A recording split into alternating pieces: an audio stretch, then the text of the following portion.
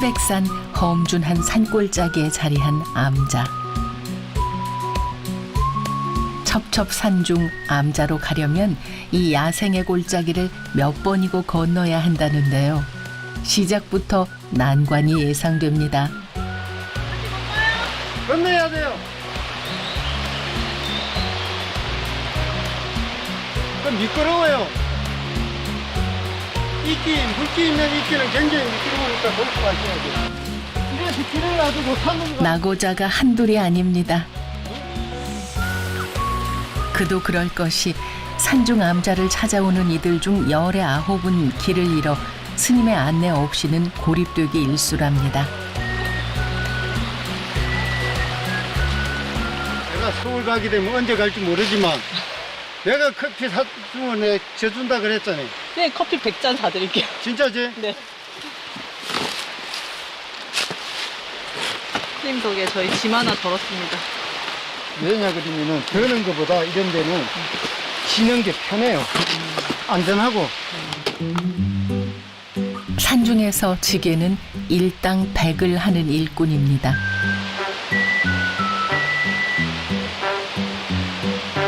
스님 이런 것도 수행이에요? 다 수행이죠. 어떻게 자복에 앉는 것만이 수행이겠어요. 그냥 행주저 의묵동정에 나 자신을 놓치지 않는 거, 늘 살피는 거. 그게 앉으나 서나 누워나 똑같아야지. 일상생활의 모든 순간이 수행이라는 동광스님. 20kg이 넘는 짐을 지고도 무게의 버거움에 짓눌리지 않는 건 이런 깨우침을 얻었기 때문일 테죠. 오를수록 마음을 집중시키고 발걸음을 단정하게 다잡다 보면 노동과 수행의 경계가 사라집니다.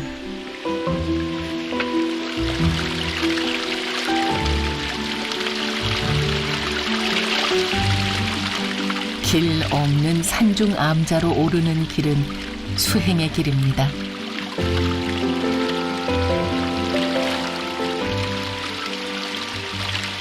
엄청 많이 사오셨는데? 와. 사람 여행인데. 보시게. 먹기 전에 먼저 베푸는 스님. 그 모습만 봐도 어떤 길을 걸어왔을지 뻔합니다. 이제 여기서 도시 가면은 도시에 또 길이 있을 거 아니에요. 나는 그래 생각해. 도시의 길과 이 길을 비교한다는 건 안 맞아요. 네. 환경이 틀리잖아. 익숙하든 익숙하지 않든 힘든 건 똑같아요. 다만 나는 여기를 그나마 이런 데를 많이 살고 오래 살았으니까 익숙할 뿐이에요. 될 수 있으면 내 자신을 저 물처럼 생각이나 마음을 물처럼 가지려고 노력하고 능동적인 쪽으로 살려고 노력을 많이 하죠. 내가 마주한 환경을 받아들이는 순간 몸과 마음이 가벼워지는 법이랍니다.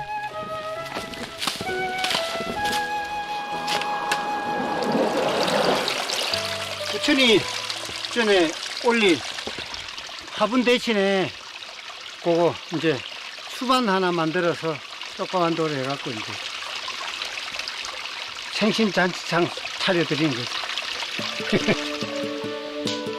평소 1시간 걸릴 길, 벌써 2시간을 훌쩍 넘겼습니다. 해발 900m를 넘어서고 숨찬 가슴이 막바지 숨을 토해낼 때쯤 갑자기 막힌 시야가 열리면서 꼭꼭 숨어있던 외딴 암자가 나타났습니다. 나왔어요. 동광스님이 10개월째 수행 중인 도소람.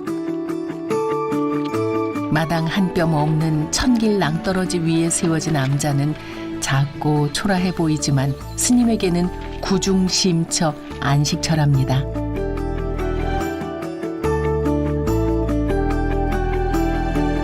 도소람은 전기도 수도도 없는 문명과도 거리가 먼 곳인데요. 감사합니다. 한 잔 드세요.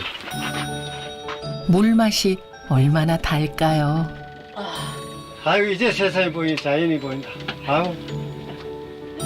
한숨 돌리고 나니 비로소 천하의 산이 눈 아래 도열해 있는 풍경이 들어옵니다. 그런데 누가 이 높고 외딴 곳에 도량을 지은 걸까요? 신라시대 때 자장율사가 창건했다는 설이 있고 원효대사가 창건했다는 설이 있어요. 근데 어쨌든 이 역사는 1400년 정도 이어져 왔습니다. 근데 이 태백산 도수람은 우리나라 3대 수영 성지 중에 한 곳으로 들어갑니다. 남북한 통틀어서. 살아보니 산이 겹겹이 병풍처럼 둘러싸 마음이 밖으로 나가지 않아 최고의 참선 도량이 맞더랍니다. 지게에 지고 온 것들을 꺼내보니 죄다 과일인데요. 수박을 이렇게 사셨어요? 부처님께 올리려고 했었죠. 힘들어도 내가 한번 사드리고 싶었어. 이 높은 곳은 수박이 잘 안 나니까.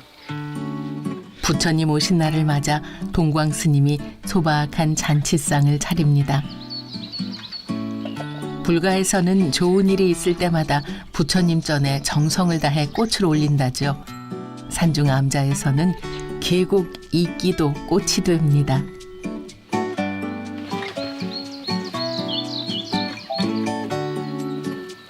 부처님 오신 날 화분 대신에 조그만 수박 만들어서 부처님께 공양 올립니다.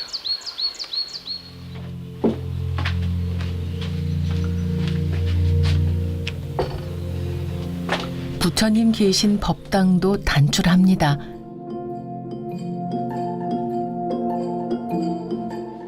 궁벽한 산골 오지 암자라 잔칫날에도 찾아오는 이가 없답니다.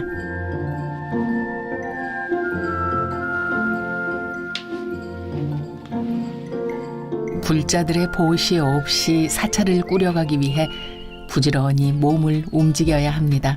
자칫 게으름을 부리면 끼니 해결도 어렵기 때문이죠. 날 따라오시면 돼. 내가 밟은 대로만 오시면 돼. 길조차 없는 산이지만 스님은 어디에 보물이 있는지 꿰뚫고 있습니다. 아이고, 손이 안 자라네. 이게 뭐예요? 석이요. 고지대 청정 지역에서만 자라 귀한 대접받는 석이. 이게 바짝 말라서 석이는 딱 중심부를 잡고 돌려서 따야 돼요. 요즘은 이 햇빛이 잘 들어서 이게 바짝 말라 있기 때문에 그래서 채취하는 게 굉장히 어려워요. 딱 먹을 만큼만 땁니다. 자급자족하시네요. 이런 데서는 그렇게 해야죠. 또 장보를 한번 나갔다 오기도 어렵고 될 수 있으면 이 근방에서 나는 걸로 이제 반찬 같은 거 이런 거 해 먹으려고 노력 많이 합니다. 어둠이 빨리 찾아오는 깊은 산중. 해 떨어지기 전에 스님은 장작을 준비합니다. 여름에도 냉기가 도는 산중이라 사시사철 불을 피워야 한다죠.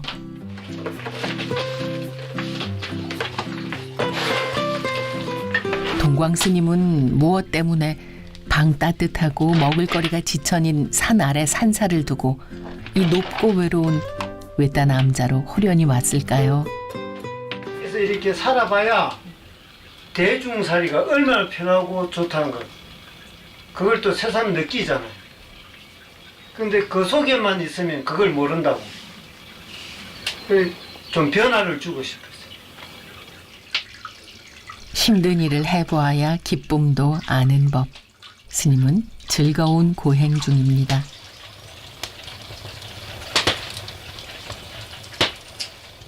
가끔 가다가 저 산 너머가 현동역이 있으니까 고향할 때는 기차 소리가 들릴 때가 있어요. 그러면은 이제 주인 없는 그리움이 일어날 때가 있지. 그때는 좀 마음이 흔들리지. 그럼 그런 생각이 드셨을 때는 어떻게 또 마음을 다잡으신 거예요? 그때요? 딴 거 없어요. 그 생각 안 합니다. 나무를 계속 집어이어 주니까 불이 타지. 나무를 안 여주면 불은 이 나무가 다 타고 나면 꺼져버립니다. 생각도 마찬가지. 생각을 계속 하기 때문에 생각이 이어지는 것이지 생각은 하지 않으면 생각은 사라져요. 끝나버려요.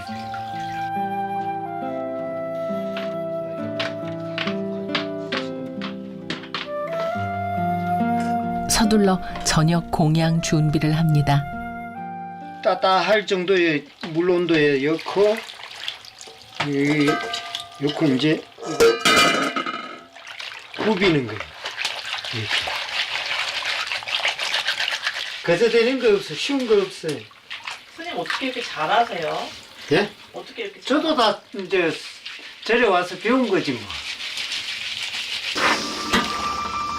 이거를 너무 오래 두면 안 돼요. 잠깐. 자연의 순리에 따르면 끼니 걱정은 없답니다. 당지 자연이 내어준 소박한 한 상도 스님에겐 산중 별미.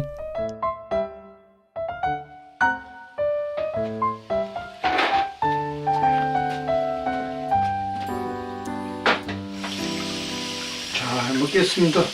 입에 단맛이 들어요. 홀로 외로이 먹으면서도 복을 짓는다는 마음만은 넉넉합니다.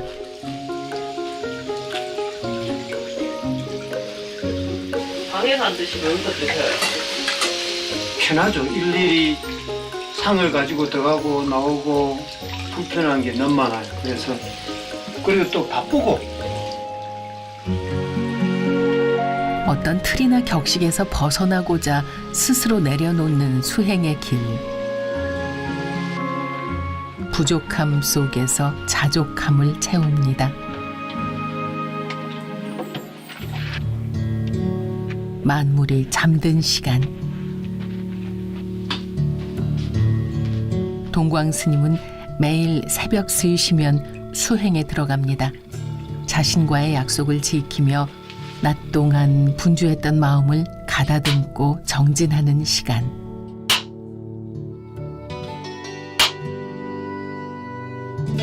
내 안의 화두를 찾아가는 길. 끊임없이 내면과 마주합니다.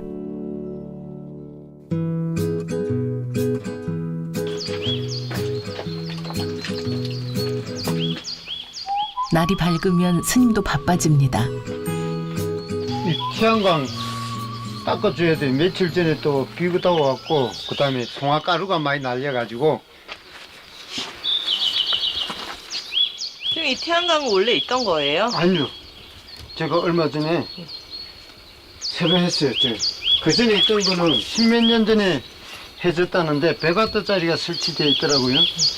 그리고 이제 낮 축전지로 되어 있고 근데 오래돼가지고 새로 설치했어요. 무엇든 자급자족하는 스님. 산비탈을 일구어 만든 자그마한 텃밭에 가장 공을 들인답니다. 이게 사냥이 밟아가지고 꼬치대를 불 때 죽여놨어요. 나를 실험하고 있습니다. 그릇이 얼마 되나? 이 스님이 성질을 내나 안 내나? 끊임없이 내려놓는 수행의 길을 걷는 스님도 텃밭엔 욕심을 좀 부리셨는데요. 긴 겨울을 나기 위해 봄부터 일용할 양식들을 준비합니다. 내가 이제 반찬하려고 심은 거지만 자연의 어떤 그런 이치라든가 그 다음에 또 나의 나태함, 결함 이런 것도 없앨 수 있고. 이래서 자연을 두고 가장 오래된 경전이라 하나 봅니다.